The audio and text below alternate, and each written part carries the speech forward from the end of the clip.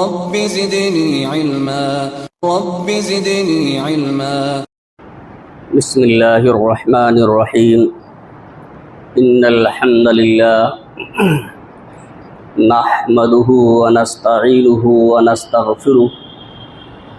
ونعوذ بالله من شرور أنفسنا ومن سيئات أعمالنا. من يهده الله فلا مضل له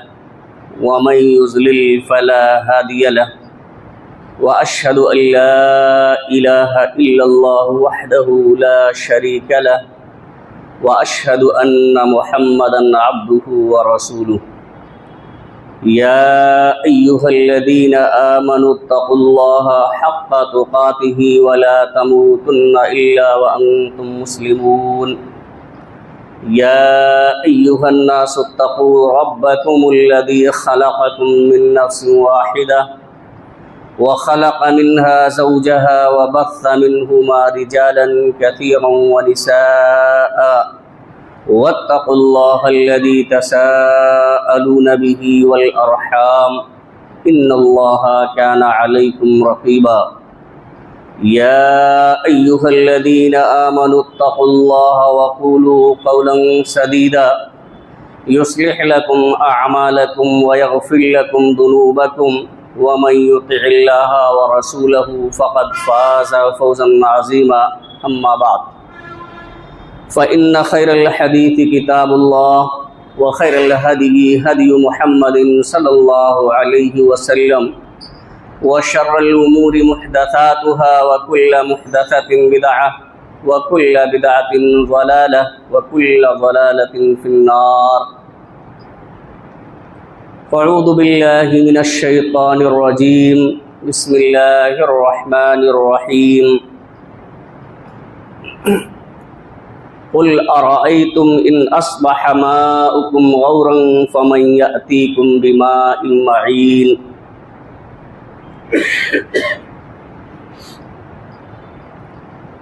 معزز سامعین کرام، حاضرین جمعہ، امت مسلمہ کے نوجوان ساتھیوں، عزیز طلبہ اور پردہ نشین میری ماں اور بہنوں، خطبہ مسونہ کے بعد سورہ ملک کی آخری آیت کریمہ میں نے آپ حضرات کے سامنے تلاوت کی ہے، جس میں اللہ رب العالمین نے اس پانی کا ذکر فرمایا ہے جسے ہم اور آپ اپنی زندگی کے استعمالات میں لاتے ہیں، کھانے میں، پینے میں، اسی طرح سے اور دوسری ضرورتوں میں جس پانی کو ہم اور آپ استعمال کرتے ہیں، اللہ رب العالمین نے اس کا ذکر فرمایا ہے۔ اللہ رب العالمین نے فرمایا قل ارأیتم ان اصبح ماؤکم غورا فمن یأتیکم بماء معین۔ اے نبی کریم صلی اللہ علیہ وسلم، آپ کہہ دیجئے کہ بھلا بتاؤ، اگر وہ پانی جو تم استعمال کرتے ہو، اگر تمہارا پانی خشک ہو جائے، سرے سے سوکھ جائے، یا اتنی گہرائی میں چلا جائے کہ جن آلات کے ذریعہ، جن وسائل کے ذریعہ ہم اسے اپنے لیے نکالتے ہیں، حاصل کرتے ہیں، اس سے ہم نکال نہ سکیں، تو فَمَن يَأْتِيكُمْ بِمَاءٍ مَعِينٍ، تو کون ہے جو تمہیں صاف ستھرا، نتھرا اور میٹھا پانی عطا کرے دے؟ یعنی یہ اللہ رب العالمین ہی کی ذات ہے، اللہ رب العالمین ہی کی ذات ہے جو یہ پانی ہمیں اور آپ کو عطا کرتی ہے، چاہے وہ زمین کے نیچے سے ہو یا آسمان سے بارش کی شکل میں ہو۔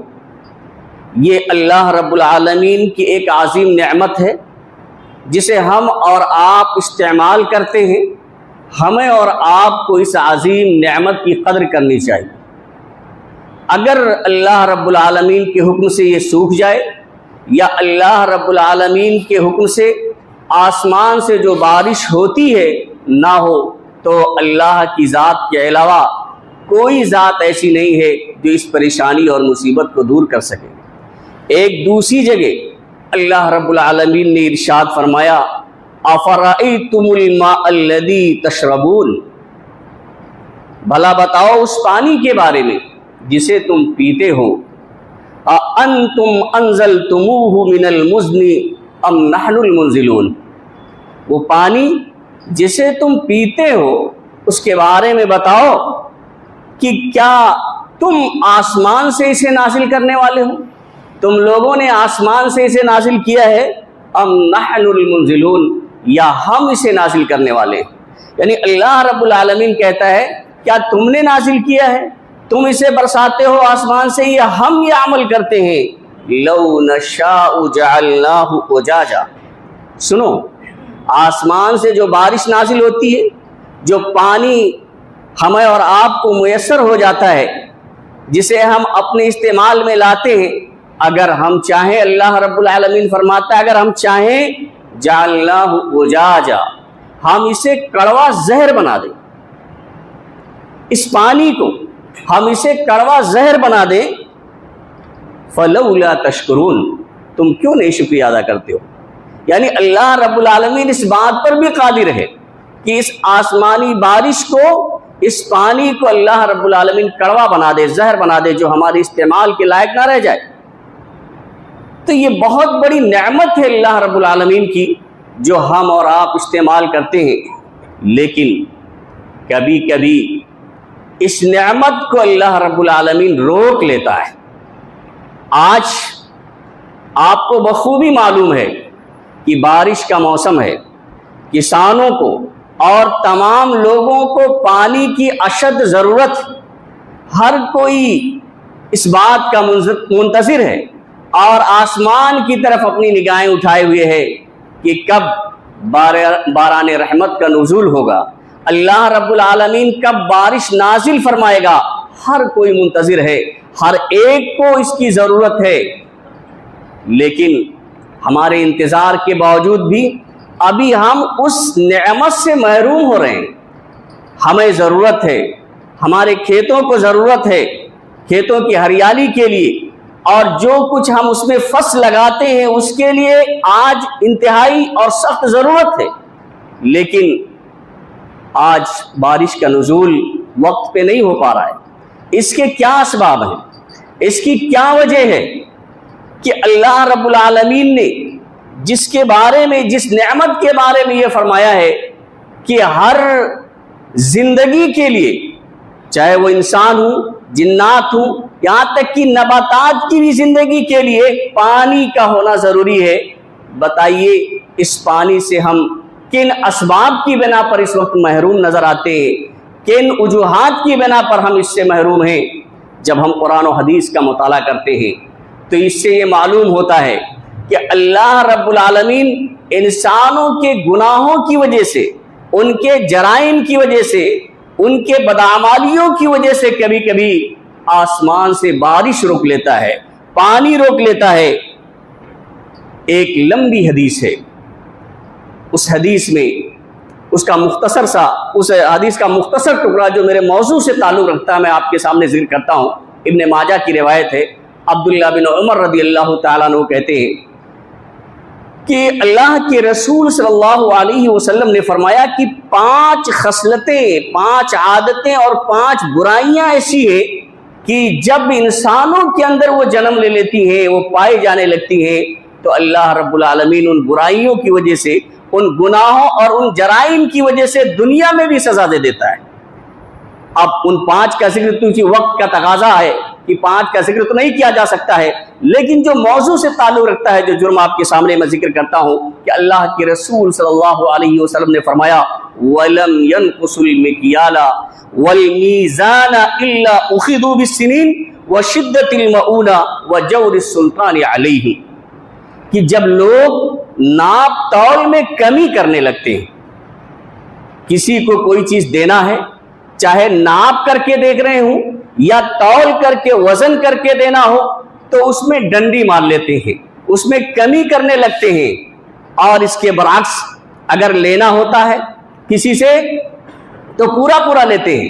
تو جب یہ عمل لوگوں کے اندر پایا جاتا ہے، جب اس برائی کے شکار ہو جاتے ہیں کہ لوگ ناپ تول میں کمی کرنے لگتے ہیں، تو اللہ کے رسول صلی اللہ علیہ وسلم نے فرمایا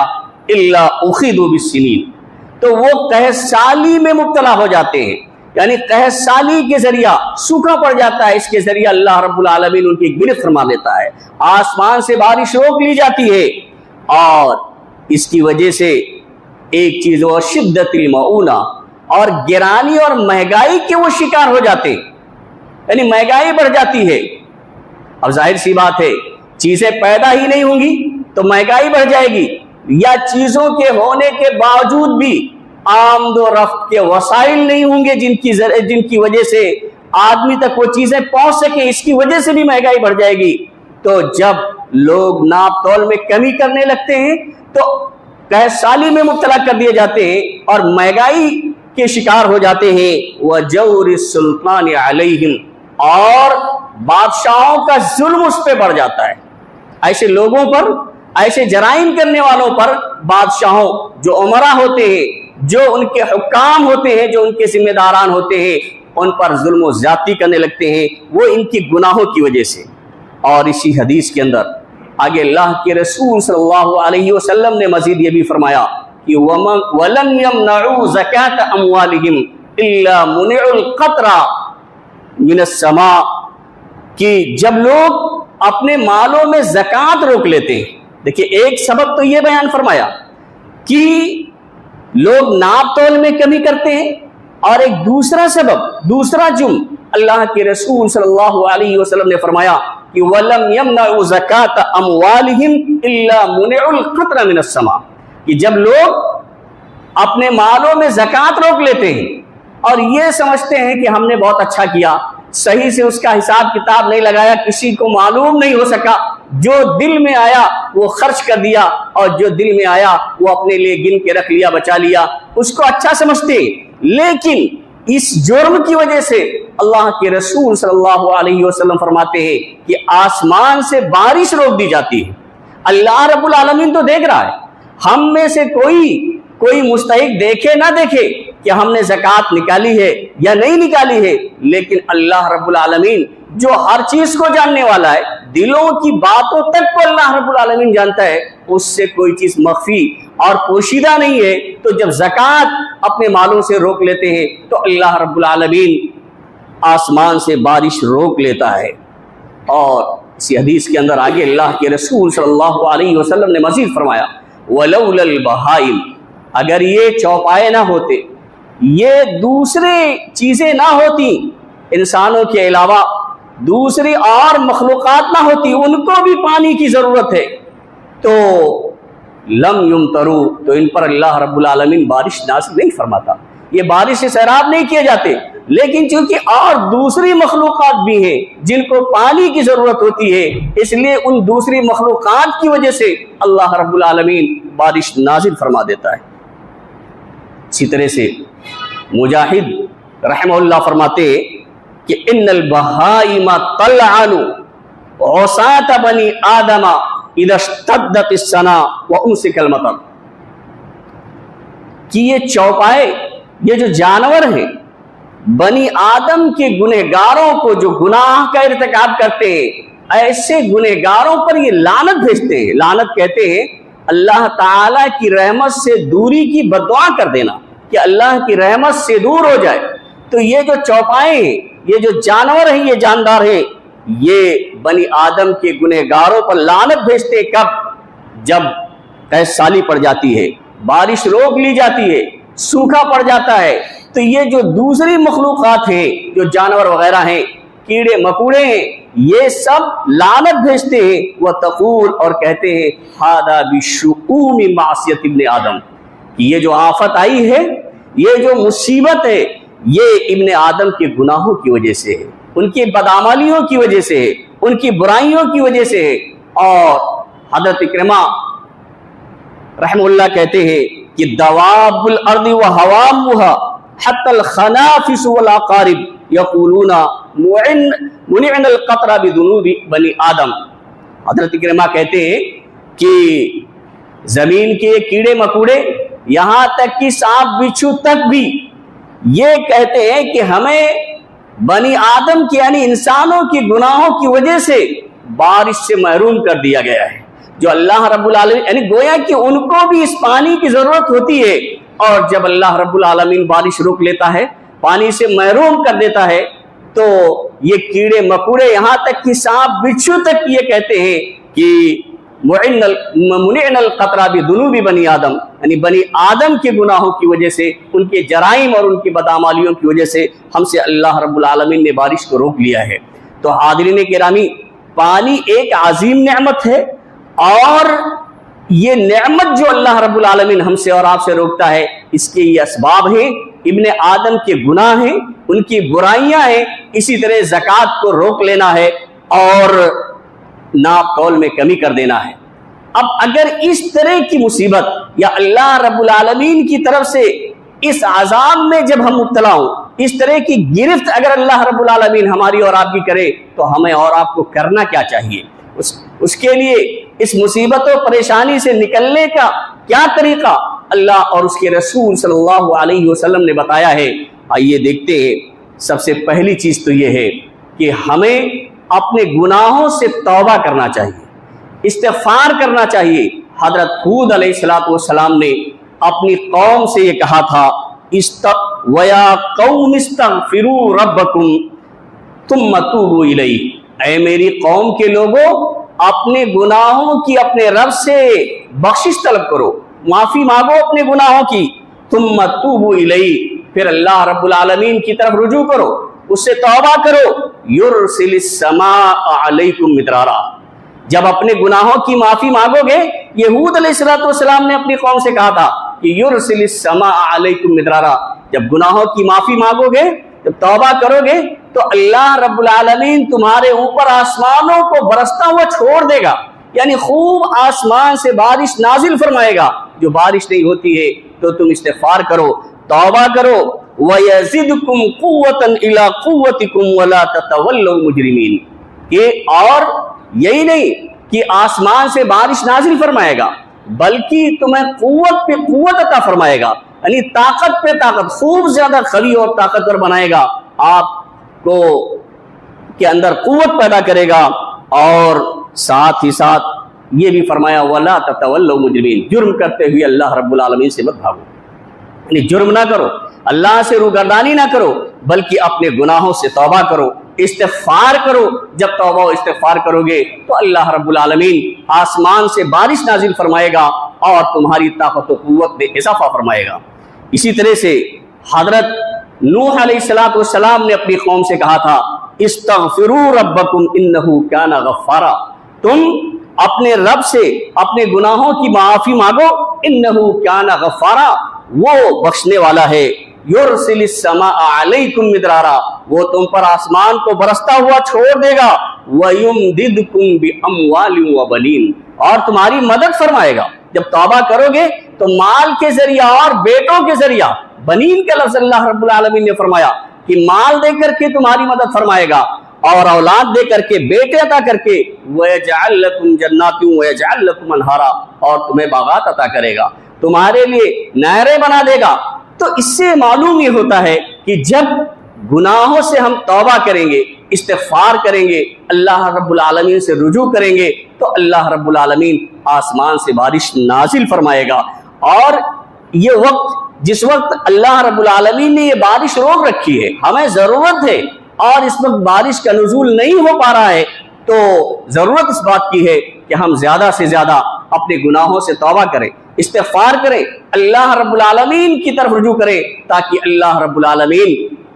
بارش نازل فرمائے. اللہ کے رسول صلی اللہ علیہ وسلم سے بہت سی دعائیں منقول ہیں اس موقع پر، بلکہ اللہ کے رسول صلی اللہ علیہ وسلم سے استسقاء کے لیے، یعنی بارش طلب کرنے کے لیے کئی طریقے منقول ہیں. کبھی تو آپ صلی اللہ علیہ وسلم نے منبر پر ہی بارش کے لیے دعا فرمائی، ایک حدیث میں آتا ہے کہ اللہ کے رسول صلی اللہ علیہ وسلم خطبہ ارشاد فرما رہے ہیں، اور اس موقع پر ایک صحابی رسول اللہ کے رسول صلی اللہ علیہ وسلم کی خدمت میں حاضر ہوتے ہیں، اور خطبے کے دوران ہی اللہ کے رسول صلی اللہ علیہ وسلم سے کہتے ہیں کہ اللہ کے رسول صلی اللہ علیہ وسلم آپ دعا کیجئے، ہلکت الاموال وتقطعت السبل، یعنی مویشی اور جانور سب تو ہلاک ہو گئے، برباد ہو گئے ہیں، وتقطعت السبل، اور راستے مسدود ہو گئے ہیں، بند ہو گئے ہیں۔ مطلب یہ تھا ان کے کہنے کا کہ بارش نازل نہیں ہو رہی ہے، اور بارش کے نازل نہ ہونے کی وجہ سے اب چارہ وغیرہ ہی نہیں پیدا ہو پا رہا ہے، جس کی وجہ سے جانور کمزور ہو گئے ہیں، سب مرنے لگے ہیں، ان کے کھانے کا چارہ ہی نہیں ہے، اور راستے بند ہو گئے ہیں۔ ظاہر سی بات ہے جب جانور اس لائق ہی نہیں ہے کہ ان پر لادا جائے، کوئی سامان اور لے جایا جائے، اتنے کمزور ہو گئے ہیں، تو راستہ ظاہر سی بات ہے سب بندی ہو جائے گا۔ یا اسی طرح اس کا ایک مفہوم یہ ہے کہ ہلاکت الاموال، یعنی مال مویشی ہلاک ہو گئے ہیں اور راستے بند ہو گئے ہیں، کیونکہ کوئی چیز پیدا ہی نہیں ہوتی ہے، تو لوگ راستوں میں جب جاتے ہیں، کوئی چیز اگر لے کے جانا بھی چاہے تو لوگ لوٹ پاٹ لیتے ہیں، ظاہر سی بات ہے لوگوں کے پاس نہیں ہے، تو اس سے بھی اس ڈر کی وجہ سے لوگ سفر نہیں کرتے ہیں۔ تو انہوں نے اللہ کے رسول سے شکایت کی اور کہا اللہ کے رسول آپ دعا کر دیجئے، تو اللہ کے رسول صلی اللہ علیہ وسلم نے ممبر ہی سے دعا فرمائی کہ اللہم اسقنا، اللہ تو ہمیں بارش سے سیراب کر دے۔ اور اتنی بارش ہوئی حدیث میں ہے کہ پورے ہفتے تک بارش ہوئی۔ اور دوسرے جمعہ کو جب آپ صلی اللہ علیہ وسلم خطبہ ارشاد فرما رہے تھے تو وہی صحابی یا کوئی دوسری صحابی آ کر کے یہی بات کہتے ہیں کہ اللہ کے رسول صلی اللہ علیہ وسلم آپ دعا کر دیجئے، ہلاکت الاموال وتقطعت السبل، مویشی ہلاک ہو گئے اور راستے بند ہو گئے۔ اب یہاں اتنا سیلاب آ گیا ہے، تب بھی چارہ نہیں ہو سکتا ہے اور کہیں سفر نہیں کیا جا سکتا ہے، تو وہ اللہ کے رسول صلی اللہ علیہ وسلم نے پھر یہ دعا کی، اللہم حوالینا ولا علینا، ایک لمبی دعا ہے کہ اللہ کے رسول نے یہ دعا کی کہ اللہ ہمارے اوپر اب بارش نازل نہ فرما، پہاڑوں پر اور درختوں وغیرہ پر اور دوسری جگہوں پہ جہاں ضرورت ہے اس کی وہاں تو نازل فرما دے، تب بارش رکی۔ تو اسے معلوم ہوتا ہے کہ خطبے کے دوران آپ صلی اللہ علیہ وسلم نے دعا کی، ایسے فرض نماز کے بعد بھی اس کے لیے دعا کی جا سکتی ہے، اور اس موقع پر اللہ کے رسول صلی اللہ علیہ وسلم نے ہاتھ اٹھا کے دعا مانگی تھی، تو اس موقع پر بارش کی دعا کے لیے ہاتھ اٹھا کے دعا مانگنا خصوصیت کے ساتھ یہ مصون ہے۔ اور اس کے علاوہ بھی اللہ کے رسول صلی اللہ علیہ وسلم کبھی کبھی آپ کا یہ طریقہ ہے، آپ یہ سنت ہے کہ آپ صلی اللہ علیہ وسلم گھر سے باہر نکلتے عیدگاہ تشریف لے جاتے تھے، اور اس موقع پر حدیث کے الفاظ ہے کہ اللہ کے وسلم جب بارش کی دعا کے لیے صلاۃ استسقاء جسے کہا جاتا ہے اس کے لیے جب گھر سے نکلتے تھے تو آپ کی حالت کیا ہوتی تھی؟ خرج رسول اللہ صلی اللہ علیہ وسلم للاستسقاء متواضعا متبدلا متخشعا متضرعا، یعنی آپ بڑی تواضع کے ساتھ، بڑی خاکساری کے ساتھ آپ صلی اللہ علیہ وسلم نکلتے تھے، متبدلا، پھٹے پرانے کپڑے پہن کر نکلتے تھے، یعنی زیادہ سے زیادہ اللہ کے سامنے محتاجی کا اظہار کرتے تھے، متبدلا، اور متخشعا، دل میں خشوع و خضوع، اللہ کا خوف اور اللہ رب العالمین کا ڈر پیدا ہوتا تھا، متضرعا، بہت زیادہ دستے سوال دراز کرتے ہوئے اللہ رب العالمین سے مانگتے ہوئے نکلتے تھے۔ تو آپ صلی اللہ علیہ وسلم جو ہے عیدگاہ تشریف لے جاتے تھے، اور وہاں آپ صلی اللہ علیہ وسلم جا کر کے عیدین کی طرح سے، جیسے عیدین میں نماز پڑھی جاتی ہے اور ایسے 2 رکعت نماز پڑھتے تھے، اس کے بعد خطبہ ارشاد فرماتے تھے اور دعا کرتے تھے، اور اسی درمیان آپ صلی اللہ علیہ وسلم کا یہ مسنون عمل بھی ہے کہ آپ صلی اللہ علیہ وسلم اپنی چادر کو بھی پلٹتے تھے، اپنی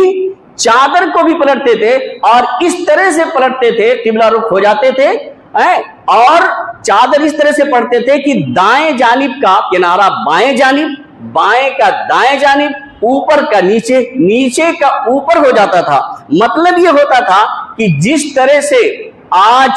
یہ بارش رکی ہوئی ہے، حالات بدلے ہوئے ہیں، ایسے اللہ کے وسلم چادر پڑھ دیتے تھے کہ ان حالات کو اللہ رب العالمین بدل دے، یعنی جو پریشانی ہے وہ آسانی میں تبدیل فرما دے۔ اور اس موقع پر آپ صلی اللہ علیہ وسلم سے ثابت ہے کہ جو دعا آپ نے کی ہے وہ ہاتھ یعنی پشت جو ہے آسمان کر کے آپ صلی اللہ علیہ وسلم نے دعا کی۔ عام طور سے پشت ہتھیلیوں کی جو پشت ہیں وہ نیچے ہوتے ہیں، آسمان کی طرف ہتھیلی کا اوپر والا حصہ ہوتا ہے، لیکن اس موقع پر اللہ کے رسول صلی اللہ علیہ وسلم نے جو دعا کی تھی وہ اپنی ہتھیلیوں کے پشت کو آسمان کی طرف کر کے، اس کا بھی یہ مقصد تھا کہ جیسے آج ہم نے ہتھیلی کو الٹ دیا ہے، اللہ کے دربار میں حاضر کیا ہے، ایسے اللہ تعالیٰ اس پریشانی کے حالات کو آسانی میں الٹ دے اور تبدیل کر دے۔ تو کئی طرح سے ثابت ہے، تو ہم باہر بھی نکل کر کے اور 2 رکعت نماز پڑھ کے اللہ رب العالمین سے استسقاء کے لیے دعا کر سکتے ہیں، اور اسی طرح سے نماز وغیرہ کے بعد بھی اس طرح سے دعا کرنا ثابت ہے۔ اس لیے اس موقع پر ہمیں اور آپ کو جس طرح ممکن ہو اللہ رب العالمین سے خصوصیت کے ساتھ دعائیں کرنی چاہیے۔ 1-2 دعاؤں کا بھی میں ذکر کر دیتا ہوں جو آسان ہیں۔ اللہ کے رسول صلی اللہ علیہ وسلم نے یہ دعا سکھلائی، اللہم اسقنا اللہم اسقنا اللہم اسقنا، اللہ تو ہمیں بارش سے سیراب کر دے، اللہ تو ہمیں بارش سے سیراب کر دے، اللہ تو ہمیں بارش سے سیراب کر دے۔ ایک دعا تو یہ ہے اللہم اسقنا، اور ایک دوسری دعا ہے اللہم اغثنا اللہم اغثنا اللہم اغثنا، اللہ تو بارش سے ہماری مدد فرما، اللہ تو بارش کے ذریعہ ہماری فریاد رسی فرما، اللہ بارش کے ذریعہ تو ہماری مدد فرما۔ اور ایک دعا تھوڑی سی اس سے بڑی ہے، اللہم اسقنا غیثا مغیثا مریعا مریعا نافعا غیر ضار عاجلا غیر آجل، اللہ تو ہم پر ایسی بارش نازل فرما جو مدد کرنے والی ہو، ہماری فریاد رسی کرنے والی ہو، مریعا خوشگوار ہو، ایسی بارش نہ ہو جو طوفان پیدا کر دے، جس سے گھر مکانات سے گر جائے، سیلاب آ جائے، ایسی بارش نہ ہو، بلکہ خوشگوار ہو، اور مریعا جو سبزہ اگانے والی ہو، ہریالی لانے والی ہو، ایسی بارش نہ ہو کہ جو ہریالی ہے وہ بھی صاف ہو جائے بلکہ عذاب کی شکل نہ اختیار کرے، بلکہ مریعا جو ہریالی لانے والی ہو، نافعا غیر ضار نفع پہنچانے والی ہو، نفع بخش ہو، نقصان پہنچانے والی نہ ہو، عاجلا فوری طور پر نازل ہونے والی ہو۔ یہ دعا صلی اللہ علیہ وسلم نے کی، ابھی ضرورت ہے تو نافعا غیر ضار عاجلا غیر آجل، فوری طور پر اللہ وہ بارش نازل ہونے والی ہو، دیر میں نازل ہونے والی نہ ہو۔ یہ دعا اللہ کے رسول نے کی۔ اسی طرح سے ایک دعا اور اللہ کے نبی صلی اللہ علیہ وسلم سے ثابت ہے، اللہم اسقِ عبادک و بہائمک، اللہ تو اپنے بندوں کو بارش سے سیراب کر دے، اور اپنے چوپایوں کو، جانوروں کو سیراب کر دے، وانشر رحمتک، اور اپنی رحمت کو عام کر دے۔ یہ بارش کی جو رحمت ہے اے الہ العالمین اسے عام کر دے۔ کبھی کبھی کہیں کسی ایک حصے میں بارش ہو جاتی ہے، کہیں نہیں ہوتی۔ اللہ کے رسول نے دعا کی، وانشر رحمتک، اپنی اس بارش کی رحمت کو تو عام کر دے، واحیی بلدک المیت، اور اپنے اس شہر کی، اپنی زمین کو جو مردہ ہو چکی ہے، جو شہر مردہ ہو چکا ہے، بارش نہ ہونے کی وجہ سے زمینیں مردہ ہو جاتی ہیں، کوئی ہریالی نہیں رہ جاتی ہے۔ جب بارش نہیں ہوتی ہے گرمی کی وجہ سے اور دوسری چیزوں کی کمی ہو جانے کی وجہ سے کیا پریشانیاں رہتی ہیں، ابھی تھوڑی دیر کے لیے لائٹ چلی جاتی ہے، ایسی بے چینی کا عالم ہوتا ہے کہ دماغ کام نہیں کرتا ہے۔ تو اللہ کے رسول نے دعا کی، وَأَحْيِ بَلَدَكَ الْمَيِّتَ، اپنے زندہ مردہ شہر کو یا مردہ زمین کو تو الہ العالمین زندہ کر دے۔ اور بھی بہت سی دعائیں ہیں جو اللہ کے رسول صلی اللہ علیہ وسلم ثابت ہیں۔ اس میں کیونکہ وقت ختم ہو چکا ہے، بس اتنی سی بات میں آپ کے سامنے ذکر کر دوں کہ بارش کے لیے دعا آپ کسی بزرگ شخص سے بھی کروا سکتے ہیں۔ اللہ کے رسول صلی اللہ علیہ وسلم کی وفات کے بعد حضرت عمر رضی اللہ تعالیٰ عنہ نے حضرت عباس رضی اللہ تعالیٰ عنہ کی دعا کو وسیلہ بنایا، اور ان کی دعا کے ذریعہ، ان کی دعا کے وسیلہ کے ذریعہ اللہ کے رسول صلی اللہ علیہ وسلم کو وسیلہ نہیں بنایا، بلکہ حضرت عباس بن عبد المطلب کو کی دعا کو وسیلہ بنا کر کے بارش طلب کی۔ تو حدیث میں ہے کہ اس وقت اللہ رب العالمین نے انہیں بارش سے نوازا۔ تو کسی بزرگ آدمی، سچا اور پکا مومن آدمی، اس کی دعا کو وسیلہ بنایا جا سکتا ہے بارش طلب کرنے کے لیے، جیسا کہ بخاری شریف کی اس روایت سے معلوم ہوتا ہے، جس کے راوی حضرت انس بن مالک رضی اللہ تعالیٰ عنہ ہیں۔ تو یہ وسیلہ بھی تلاش کیا جا سکتا ہے۔ اللہ رب العالمین سے دعا ہے کہ الہ العالمین ہمیں صحیح معنوں میں کتاب و سنت پر عمل کرنے کی توفیق عطا فرمائے۔ الہ العالمین ہم میں جو پریشان حال ہیں ان کی پریشانیوں کو دور فرما دے۔ جو لوگ بیمار ہیں انہیں شفائے کامل و عاجل عطا فرما۔ جو لوگ مقروض ہیں انہیں قرض کی ادائیگی کی توفیق عطا فرما. اللہم اسقنا اللہم اسقنا اللہم اسقنا اللہم اغثنا اللہم اغثنا اللہم اغثنا. بارک اللہ لنا ولکم فی القرآن العظیم ونفعنا وإیاکم بالآیات والذکر الحکیم. انہ تعالی جواد کریم ملک الرؤوف الرحیم.